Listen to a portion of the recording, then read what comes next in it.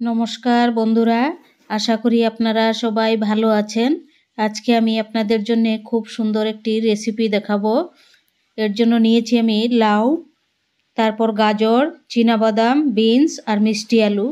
ওইগুলো দিয়ে তারপর সাবুদানা দিয়ে খিচুড়ি বানাবো, তেল ঘি মশলা ছাড়া। এই যে এইটি ভিজিয়ে রেখেছিলাম আমি চীনাবাদাম, খুব নরম হয়েছে। এবার আমি অল্প বড় বড় সাইজ করে কেটে নেব। এই যে দেখুন কেটে নিয়েছি সবজিগুলো, মিষ্টি আলু, গাজর, বিনস আর লাউ। তার মধ্যে একটি আলু দিয়ে দেব সেদ্ধর মধ্যে। এই যে প্রথমে আমি বাদামগুলি, এক বাটি বাদাম নিয়েছি। বাদামের মধ্যে দিচ্ছি 1 চামচ লবণ, আর এই সেম বাটি দিয়ে 1 বাটি জল। আগে সেদ্ধ করে নেব বাদামটি, 3টি হুইসেল দিয়ে সেদ্ধ করে নেব। সেদ্ধ হয়ে যাওয়ার পর বাদাম, এবার তারপর দিয়ে দিচ্ছি কাঁচা আলু, তারপর কাঁচা সবজিগুলি, এই যে লাউ,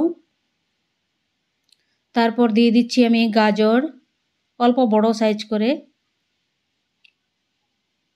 তারপর দিয়ে দিচ্ছি বিনস,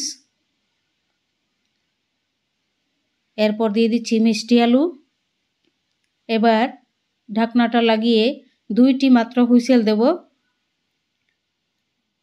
2টি হুইসেল সেদ্ধ হয়ে গেছে। সেদ্ধ হয়ে যাওয়ার পর এবার ভিজানো সাবুগুলি দিয়ে দিচ্ছি। সাবু দিয়ে আরেকবার সেদ্ধ করে নেব।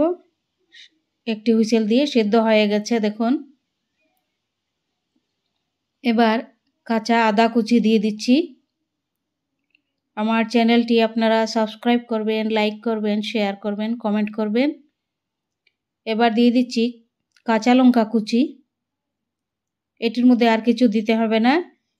এখন সার্ভ করে নিতে পারেন। এরকম করলে খুবই সুস্বাদু রেসিপিটি, খুব হেলদি এবং ডায়েটের জন্য খুবই সুন্দর, খুবই ভালো, ভীষণই সুস্বাদু। এরকম করে আপনারা বানিয়ে খেয়ে দেখবেন।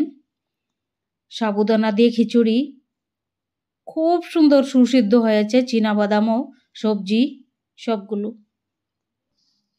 এইরকম সাবুদানার খিচুড়ি একবার হলেও আপনারা বানিয়ে খেয়ে দেখবেন।